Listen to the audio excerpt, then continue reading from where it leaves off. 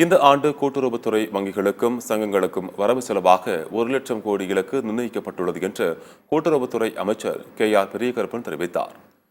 சென்னை கொசப்பேட்டையில் 47 லட்சம் ரூபாய் மதிப்பில் குளாளர் கூட்டுறவு சங்க கட்டிடம் கட்டப்பட்டது. இதை கூட்டுறவுத்துறை அமைச்சர் KR பெரியகருப்பன் திறந்து வைத்து தொழில் முனைவோருக்கான கடன் உதவிகளையும் வழங்கினார்.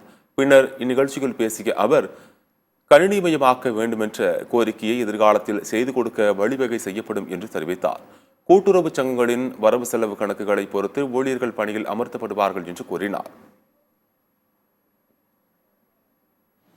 அனைத்து மாவட்டங்களும் சீரான வளர்ச்சியை பெற வேண்டும் என்பது மாண்புமிகு முதலமைச்சர் அவர்கள் அழைப்போடு செய்யப்பட்டு, குறிப்பா இந்த சங்கத்தினுடைய நோக்கம் என்னன்னா, இந்த தொழில் இந்த சமுதாயத்தை சார்ந்த புலவர் சமுதாயத்தை சார்ந்த மக்கள், அந்த மக்கள் செய்கின்ற தொழிலுக்கு உதவுகின்ற வகையில் அதற்கு தேவையான பொருளாதாரத்திற்கு பிறரிடம் போய் நிற்காமல் நமக்கு நாமே ஒரு பொது நிதியை உருவாக்கி அந்த பொது நிதியை தேவைப்படுவோருக்கு சுழற்சி முறைகளை கொடுத்து வாங்கிக் கொள்வதற்காகத்தான் இந்த சங்கம் தொடங்கப்பட்டிருக்கிறது.